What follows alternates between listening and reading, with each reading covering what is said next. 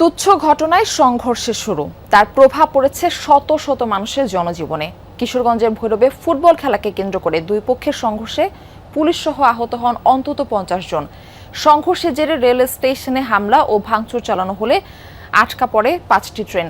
বন্ধ হয়ে যায় ঢাকার সাথে চট্টগ্রাম ও সিলেট রুটে ট্রেন চলাচল। কয়েক ঘন্টার চেষ্টায় পরিস্থিতি নিয়ন্ত্রণে আনে সেনাবাহিনী ও পুলিশ।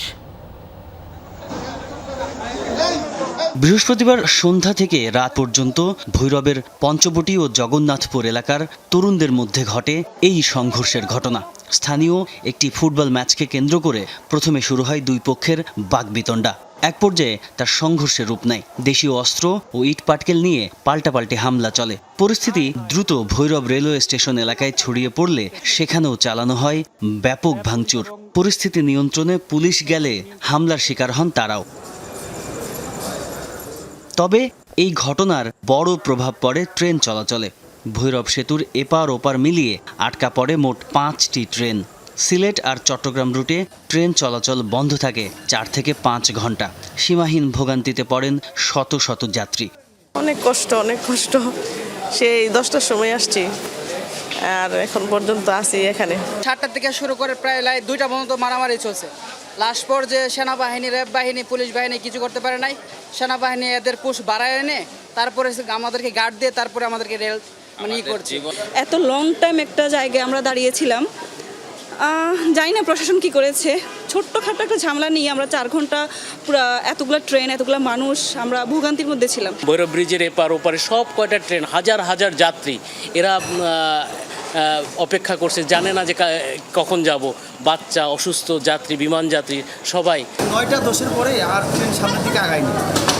তো পরে রোববার জানতে পারি যে ভৈরবে কোনো একটা দুর্ঘটনা ঘটছে, যার জন্য লাইন ক্লিয়ার হচ্ছে। ট্রেনে চড়া বেশিরভাগ যাত্রী জরুরি প্রয়োজনে আসছিলেন ঢাকায়। কারো কারো সময়সূচি নির্ধারিত ছিল বিদেশ যাত্রার। ভেস্তে যায় সব। আমার বড় ভাইয়ের ফ্লাইট মিস হয়ে গেছে, বিদেশ যাওয়ার 2টার সময় ফ্লাইট মিস হয়ে গেছে। আর আমাদের ভিতরের অবস্থা পুরো ভয়াবহ অবস্থা এই ভৈরবের এই মানুষের জন্য। অনেকের ফ্লাইট মিস হচ্ছে, শুধু আমারই না, প্রায় লোকের যাত্রী মিস হচ্ছে ফ্লাইট। এখন এটা কী কারণে হচ্ছে তাও আমরা জানি না। ভৈরবের সংঘর্ষ আর এত দীর্ঘ সময় ট্রেন বন্ধ থাকার প্রতিবাদ জানান আটকে পড়া যাত্রীরা। জানান তীব্র গরমে ত্রাহি অবস্থার কথা। 5 থেকে 6 ঘন্টা ব্রিজের মাঝখানে এটা কোনো পানিও পাচ্ছি না, বাচ্চারা খাওয়ামু বা কোনো হকার বা কুলিকও আসতেও পারতেছে না। এত একটা অসুবিধা বলা বাহুল্য ছাড়া। অনাকাঙ্ক্ষিত ঘটনা যে ভৈরবের ওখানে যে দুই পক্ষের সংঘর্ষ, এইটা আইন শৃঙ্খলা বাহিনী যদি আরও স্ট্রং থাকতো সেই ক্ষেত্রে এটা আরও তাড়াতাড়ি নির্মূল করা যেত। আমাদের একটা নির্ধারিত সময় যা পৌঁছানোর কথা ছিল সেই সময় পৌঁছাতে পারছে না। এই যে আমাদের একটা রুটিনের ব্যাঘাত ঘটলো, এই দায়ভারগুলো কে নিবে? ভোগান্তির ভয়াবহ অভিজ্ঞতা নিয়েই রাত পার করেছেন সিলেট চট্টগ্রাম রুটের যাত্রীরা। এমন ঘটনার পুনরাবৃত্তি বন্ধে প্রশাসনকে কঠোর হওয়ার তাগিদ তাদের। তাজনুর ইসলাম, যমুনা নিউজ, ঢাকা।